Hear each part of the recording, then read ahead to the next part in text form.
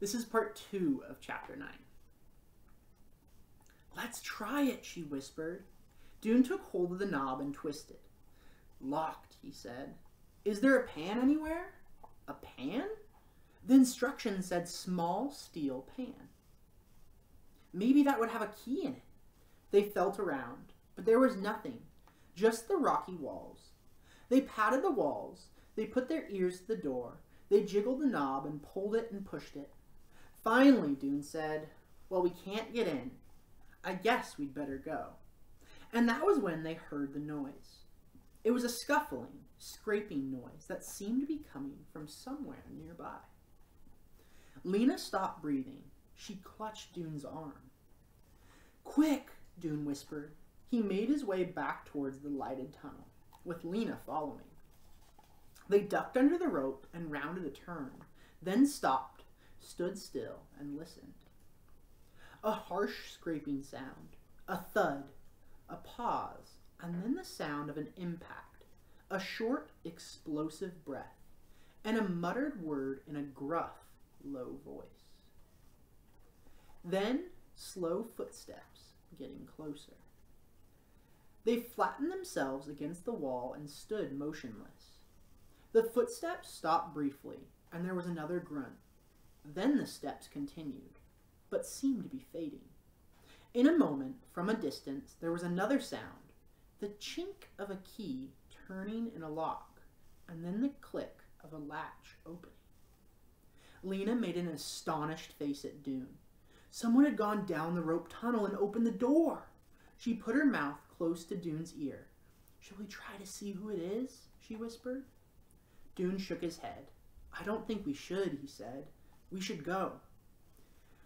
We could just peek around the corner." It was too tempting not to try. They crept forward to the place where the tunnel turned. From there they could see the entrance to the rope tunnel. Holding their breath, they watched. And in a minute, they heard a thump and click, the door closing, the lock turning, and footsteps once again, this time quick. A long leg stepped over the rope, and the person it belonged to turned and walked away. All they saw was his back, a dark coat, dark untidy hair. He walked with a lurking motion that struck Lena as somehow familiar. In a few seconds, he had vanished into the shadows. When they came up out of the pipeworks, they stripped off their boots and slickers and hurried into Plumber Square, where they flopped down on a bench and burst into furious talk. "Someone got there before us," said Lena. Dune said, "He was walking slowly when he went in, as if he was looking for something, and he walked fast when he came out. As if he'd found something. What was it? I can't stand not to know." Dune jumped up. He paced back and forth in front of the bench. "But how did you get the key?" he asked. "Did he find instructions like the one you found? And how did he get into the pipeworks? I don't think he works there." "There's something familiar about the way he walks," said Lena, "but I don't know why."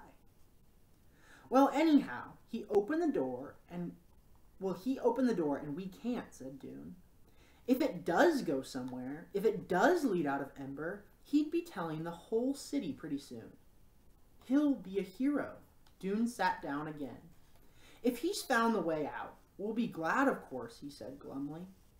"Doesn't matter who finds it, as long as it helps the city." "That's right," Lena said. "It's just that I thought we were going to find it," said Dune. "Yes," Lena said, thinking about how grand it would have been to stand before all of Ember announcing their discovery. They sat without talking for a while, lost in their own thoughts.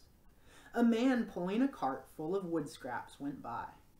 A woman leaned from a lighted window on Gappery Street and called out to some boys playing in the square below. A couple of guards in their red and brown uniforms ambled across the square, laughing. The town clock rang out 6 deep booms that Lena could feel like shudders beneath her ribs. Dune said, "I guess what we do now is wait to see if there's an announcement." "I guess so," said Lena. Maybe that door is nothing special after all, she said Dune. Maybe it's just an unused supply closet. But Lena wasn't ready to believe that. Maybe it wasn't the door out of Ember, but it was a mystery nevertheless.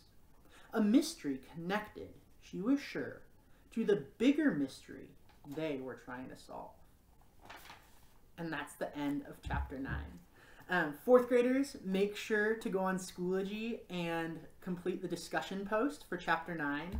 I really want you guys to think about who you think this mystery man is, and why you think that. All right, I'll see you next time.